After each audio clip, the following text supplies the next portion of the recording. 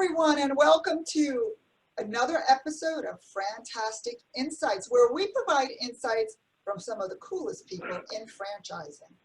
My name is Alesia Visconti. I am the president and CEO of FranServe and Franchise Dictionary magazine. Now, FranServe is the world's largest franchise consulting organization, and we have one mission. It's very simple: to change people's lives through franchise ownership. And we do that with a network of incredible franchise consultants and franchisor partners. Today, I'm very, very pleased to have one of the best with us, Diana Capirano, who owns Focus Franchise. Diana, welcome to the show. Thank you, Alesia. You called me cool and incredible all in the whole thing. Love it. Thanks so much. Well, that you are. So I wanted to really welcome you. I know you're busy and we really appreciate you being on the show. For those who are unfamiliar with what a franchise consultant is, if you could explain that. I know once in a while when I mention that when I'm anywhere, I get that look of, what the heck is a franchise consultant? So if you could share a little bit, that would be wonderful.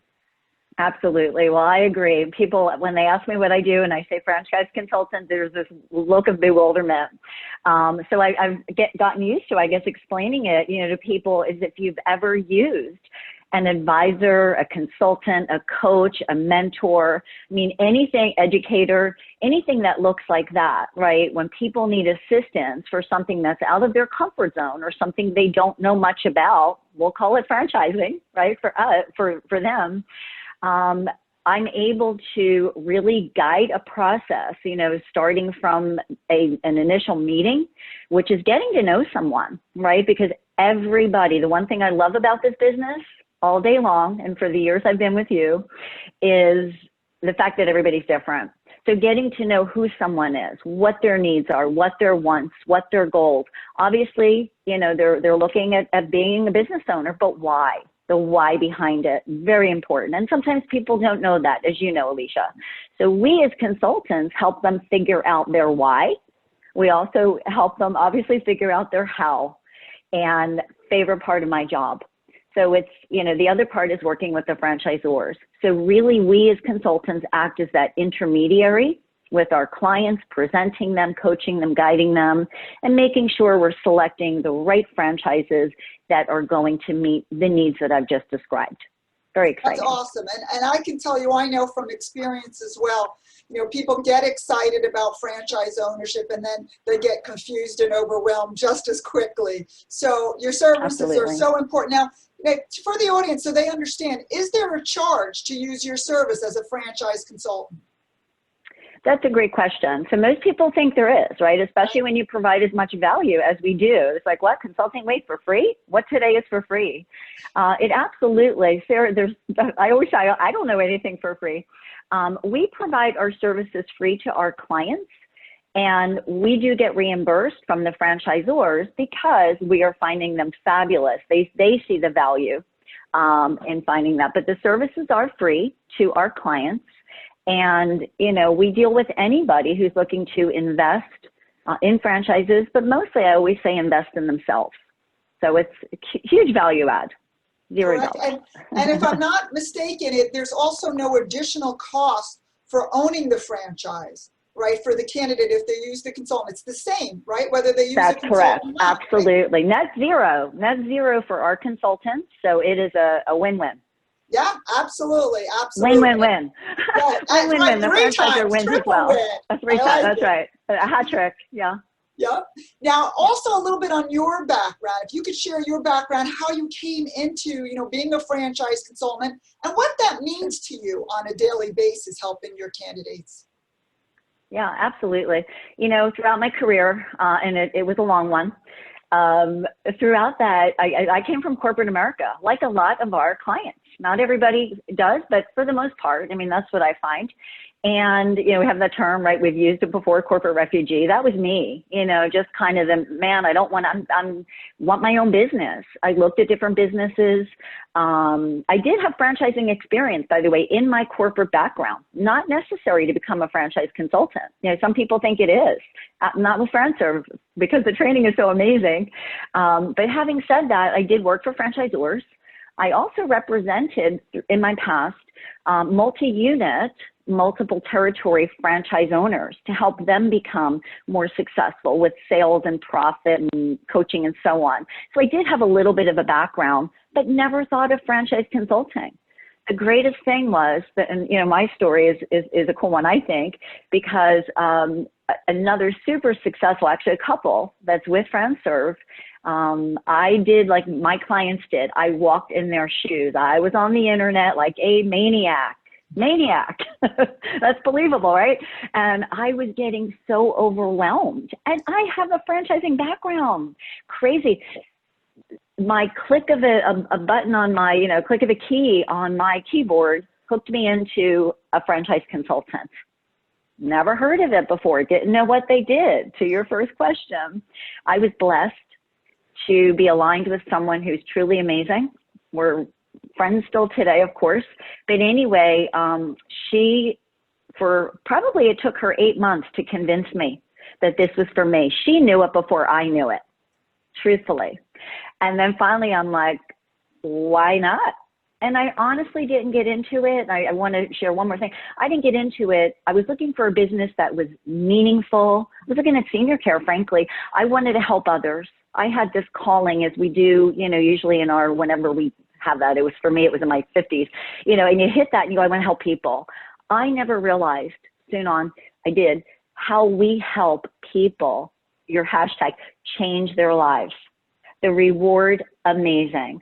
So I hope I didn't take too much time on that, but the story was such that I had franchising experience and never realized to what level in this capacity I really could help people. And I help people all day long. I'm blessed for that.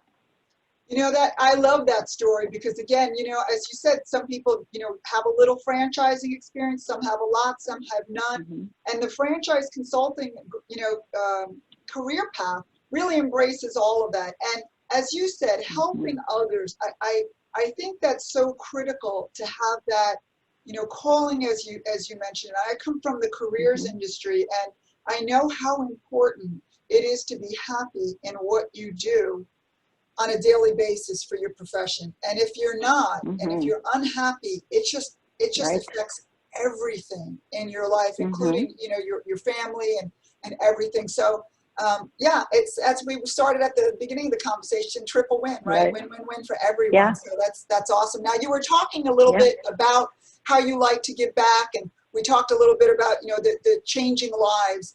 Can you share with everyone a story about one of your candidates, the impact that had when they became a franchise ownership? Yeah, that, it's such an incredible question because you rack your brains and everyone's special. There's a story to everyone. Everyone has a story. And,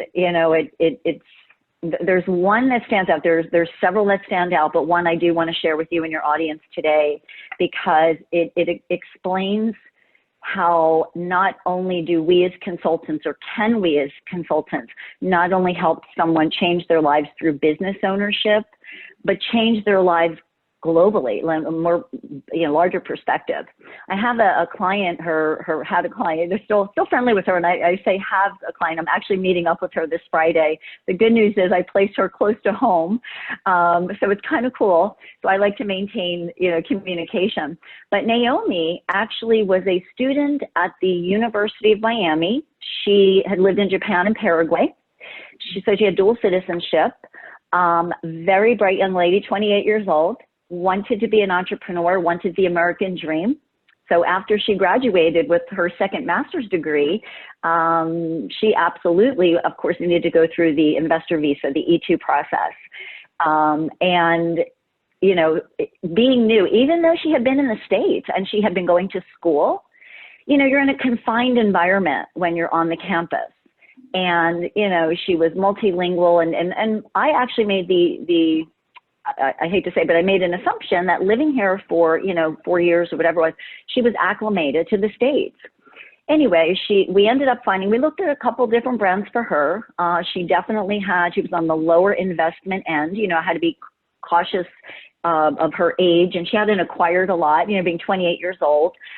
She had just lost her father, which was quite sad. And I so relatable to me, and I know, Alesia, to you. So at 28 years old, you know, leaving her country and starting brand new in the United States, you know, it weighed heavily on me because I knew, you know, and I always put pressure on myself to find, you know, we have no guarantees, but the best business. So we did. We found a perfect business for her. She loved it. She didn't know where to locate. She could have gone anywhere in the United States. We stayed in Florida. Tampa is where she ended up, which again was not quite selfish, but I get to see her all the time. It was, where I'm going with it is, not only did she become a fabulous entrepreneur, she invested in a multi-territory, she's a big thinker. What I learned through that, and it was my first E2, you know, which was wonderful, by the way, the process, was that she, coming from a different country, culturally did not know our ways and our customs. Now she's going to be an entrepreneur and conduct business. By way of example, she wanted to buy a car and asked me if I could help her. Of course I could. I love buying cars. That's my favorite pastime. So she said to me, you know, I was talking about negotiating, and of course she wanted a Mercedes. I said, well, maybe not now. I started acting like her mother. To this day, she calls me her Florida mom. And I'm just grateful she doesn't call me Florida grandmom, because I was like, oh, okay, whatever. But I'm her Florida mom. And I mentioned negotiate.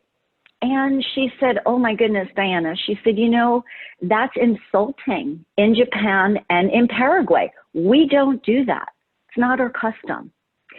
So the moral of my story is that not only was I able to help her find the right business, onboard her, coach her, mentor through all of these different processes, and she's amazing, very super sharp. But this whole cultural thing, as we built this relationship, I mean, even buying a computer, she bought an Apple computer, it didn't work. I said, take it back. She said, no, we don't do that. I said, I'm coming over and I'm taking it back. I'm going to the Apple store with you. This is what we do, right? This is how Americans work. So that's my story I wanted to share with you today, because as a franchise consultant, we're able to take our profession, no matter wherever we want to go with it, and build those relationships as deep and as wide as we'd like to go with it. And you know me well enough to know I like the deep, I like the wide, I like to let me get involved. And that's how we grow referrals in our business as well, you know, and I genuinely care. And I got to meet her mother, by the way. Her mom came, you know, from Paraguay. It was beautiful. So anyway, I hope I didn't take too much time on that either, but love, love, love. There's many others, but Naomi is in my heart and always will be. And yeah. I was just going to say that even just retelling the story, you can feel it. You can feel the emotion. Yeah. And I love the Florida, you know, mom moniker that you got. That is wonderful. But I will tell you the other thing that I very much appreciate in that story is, you know, somebody at 28, you know, someone who's looking at franchise ownership. You know, what's amazing is franchise ownership used to be thought of as, you know, only for older people or more mature in 40s and 50s. And we see the millennials coming in. We see people who are so excited about, you know, business opportunities. So I think it's great that you were able to help somebody from another culture, from another part of the world, another age bracket. I'm always happy to see women come into franchising, so I just have to play that. But it's a wonderful experience, and you light up telling that story.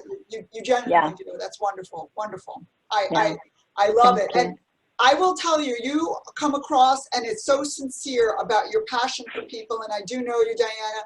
Now, if other people in the audience want to reach out to you, if they're like, okay, I think it's time for me to own a franchise, how do they get in touch with you? What is the best way for someone to reach you if they're interested in franchise ownership? Yes, I would be more than happy to help anyone interested. And I have to tell you, my cell phone is always attached. It's an appendage.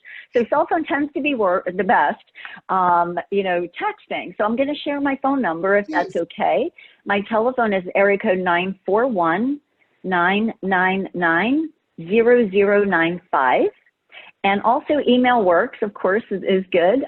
So first name Diana, 1N, Diana, at Focus franchise.com. That's FOCUS franchise.com. Awesome. Thank you, Diana. And we will have that information either posted above or below this link. So audience, if you didn't catch that or you want to refresh, you can just take a look at the comments. If you're interested in franchise ownership, please reach out to Diana. If you're interested in perhaps becoming a franchise consultant like Diana, you can reach out to us at FranServe.com or connect@FranServe.com. And Diana, I really want to thank you again for your time on FranTastic InSights.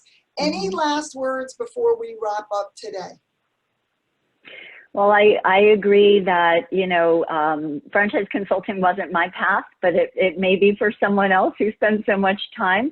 There's so many great choices out there. And again, I mean, trying to sift through it on your own, why not use the help? As we mentioned earlier, there's absolutely no cost. So in my mind, there's just no reason. Go for it. Well, as I say, nothing ventured, nothing gained. And of course, the line in franchising, which is so true, is, you know, to be in business for yourself, but not by yourself. So why not start exploring franchise ownership with a passionate and caring franchise consultant like Diana Capirano. So thank you, Diana. I really appreciate it, and have a fantastic day. Thank you, Alesia. Bye-bye. Bye-bye.